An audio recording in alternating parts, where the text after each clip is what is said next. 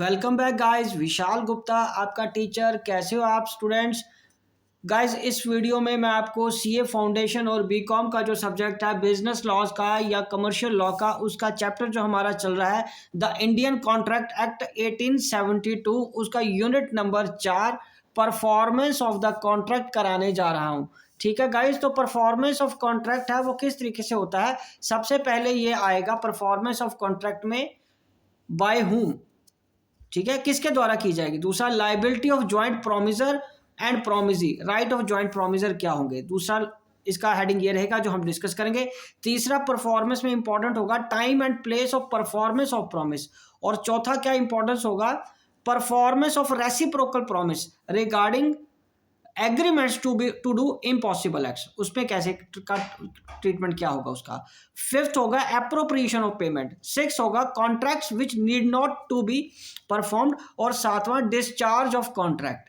ठीक है गाइस, तो चलिए स्टार्ट करते हैं इस टॉपिक को। परफॉर्मेंस ऑफ कॉन्ट्रैक्ट में सबसे पहले हम डिस्कस करेंगे कि obligation of parties to contract क्या है, सेक्शन 37 की। So the parties of a contract either perform or offer to perform their respective promises unless such performance is dispensed or excused or dispensed with or excused under the provisions of the contract act of any other law।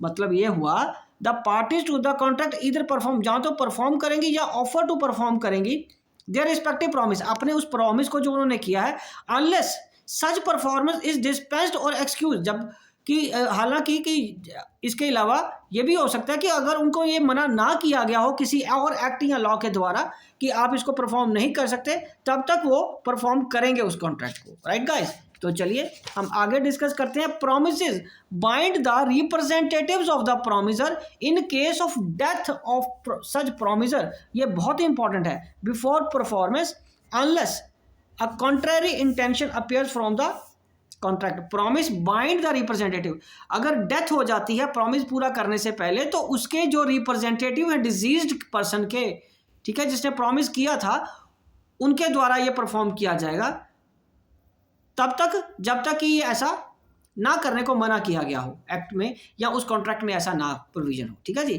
तो analysis of section 37 क्या कहता है, a contract being an agreement enforceable by law creates a legal obligation which subsists until discharged, and performance of the promise or promises remaining to be performed is the principal and the most usual mode of discharge. The basic rule is that the promiser must perform exactly what he has promised to perform, जो कि उसको perform करने को कहा गया है वो perform करेगा। So what is actual performance? So actual performance किसको कहेंगे? When a party to a contract has done what he had undertaken to do और either of the parties have fulfilled their obligation under the contract within the time and in the manner prescribed, जहां तो जो तरीका prescribe किया उसी तरीके से ही perform की जाएगी। ठीक है, एक्चुअल परफॉर्मेंस वही होगी। एंड ऑफर टू परफॉर्म और अटेम्प्टेड परफॉर्मेंस और tender of performance, so it may happen sometimes when the performance becomes due and the promisor offers to perform his obligation but the promisee refuse to accept the performance। right guys, okay, तो उस case में offer to perform और attempted performance, tender of performance क्या है, इसके बारे में हमने अभी डिस्कस किया। ओके जी, तो चलिए आगे हम बात करते हैं इफेक्ट ऑफ रिफ्यूजल। रिफ्यूजल के क्या इफेक्ट होंगे परफॉर्मेंस पे। सेक्शन 38 के accordingly, where a promiser has made an offer of performance to the promisee and the offer has not been accepted, then the promiser is not responsible for non performance, तब वो responsible नहीं है non performance के लिए, nor does he thereby lose any right under the contract। Every such offer must fulfill certain conditions, वो fulfill करने की वो conditions क्या रहेंगी? It must be unconditional, it must be made at a proper time and place, the promisee must have a reasonable opportunity to see the things offered, उसके पास समय तो दो उसको, वो थिंग्स को अच्छी तरह अंडरस्टैंड करने का उसको अपॉर्चुनिटी मिलनी चाहिए रीजनेबली कि वो चीज़ों को अंडरस्टैंड कर सके। Is the thing which promisor is bound by the promise to deliver, an offer to one of the several joint promisor has the same legal consequences as an offer to all of them. और effect क्या होगा उसका refusal का guys? Effect होगा refusal का party to perform wholly 39. Section 39 provides that when a party to a contract has refused to perform or disabled himself from performing his promise in its entirely, the promisee may put to an end of the contract unless he has signified by words or conduct his acquiescence. मतलब अपनी रजामंदी दी है उसने. Okay जी. उसके बाद हम 4 इस पे आगे बात करेंगे. एनालिसिस क्या है हुआ 39 सेक्शन का. The following 2 rights accrue to the aggrieved party, namely to terminate the contract, to indicate by words और by conduct that he is interested in its continuance. In case the promisee decides to continue the contract, he would not be entitled to put to an end to the contract to this ground subsequently. In either case, the promisee would be able to claim damages that he suffers as a result on the breach. ठीक है जी. तो अगर उसको कोई नुकसान हुआ तो उसके नुकसान को उसको पूरा करना पड़ेगा. By whom. अब हम अगले पॉइंट की बात करेंगे जो परफॉर्मेंस के लिए जरूरी है. सबसे पहले हम इस पॉइंट की बात करेंगे. By whom a contract may be perform under section 40, 41 and 42. So person by whom the promise is to be performed under section 40, if it appears from the nature of the case that it was intention of the parties to any contract that any promise contained in it should be performed by the promiser himself, such promise must be performed by the promiser. In other cases, the promiser or his representatives may employ a competent person to perform it. Right out. अब हम आगे discuss करेंगे इसका. Analysis क्या है section 40 का. The promise under a contract may be performed as the circumstances may permit by the promiser himself or by his agent or his legal representatives. ठीक है गाइस. और promiser himself क्या करेगा?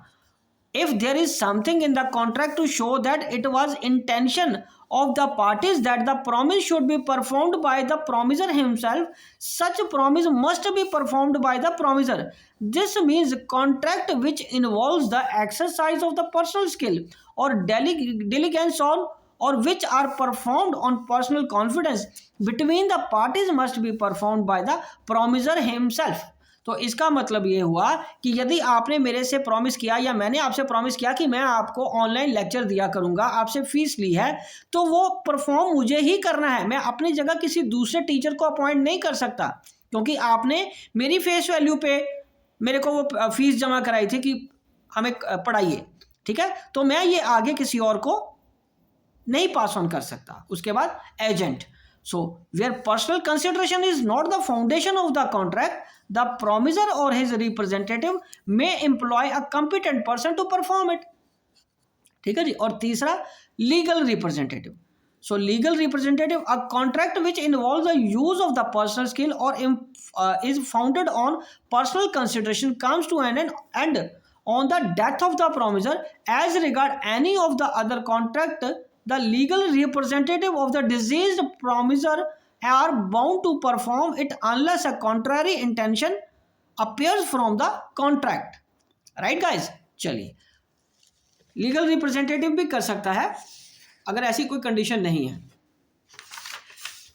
ठीक है जी. उसके बाद पर्सनल अपेयरेंस की अगर कोई कंडीशन नहीं है तो. But their liability under a contract is limited to the value of the property they inherit from the deceased. 4th point, third party. Effect of accepting performance from the third person. When a promisee accepts performance of the promisee from a third person, he cannot afterward enforce it against the promiser. That is, performance by a stranger is accepted by the promisee. This results in discharging the promiser, although the latter has neither authorized nor ratified the act of the third party. Right guys? और उसके बाद 5th है joint promiser. Section 42. when two or more persons have made a joint promise, the unless a contrary intention appears to the contract, all such persons must jointly fulfill the promise.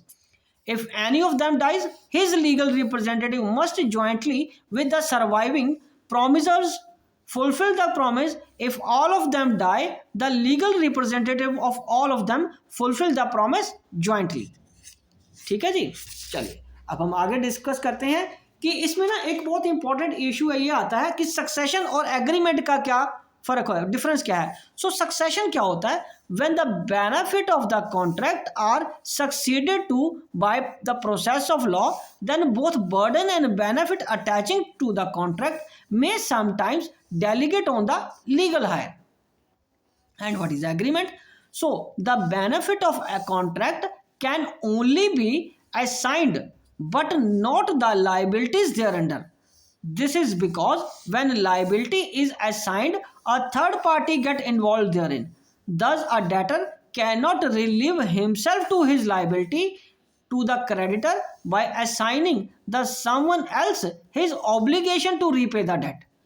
On the other hand, if a creditor assigns the benefit of the promise, he thereby entitles to assign it to realize the debt from the debtor, but where the benefit is coupled with the liability or where a personal consideration has entered into the making of the contract, then benefit cannot be assigned. ठीक है जी, मतलब वो ये कह रहा है कि a creditor ने को अगर असाइन किया गया है benefit of the promise, thereby entitle to assign to realize the debt, कि उसको डेट पे करने हैं उसको डेटर को, but benefit is coupled with a liability, और साथ में उसकी एक लाइबिलिटी भी है, और with when a personal consideration has entered, कि उसकी अपनी पर्सनल कंसिडरेशन आई है बीच में into making the contract, the benefit can not be assigned, उस वक्त बेनिफिट उसको असाइन नहीं किया जाएगा।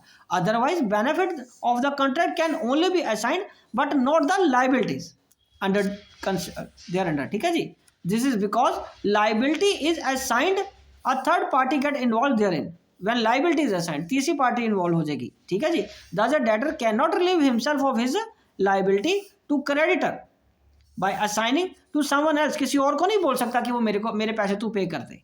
ठीक है जी, तो ये गाइस इसी के साथ ये टॉपिक बाय होम वाला तक कंप्लीट होता है। अब नेक्स्ट वीडियो में मैं आपको करवाऊंगा इसका जो दूसरा टॉपिक है, परफॉर्मेंस का दूसरा टॉपिक है ना बेटा, ये liability of joint promisor and promisee, ये हम अगली वीडियो में डिस्कस करेंगे।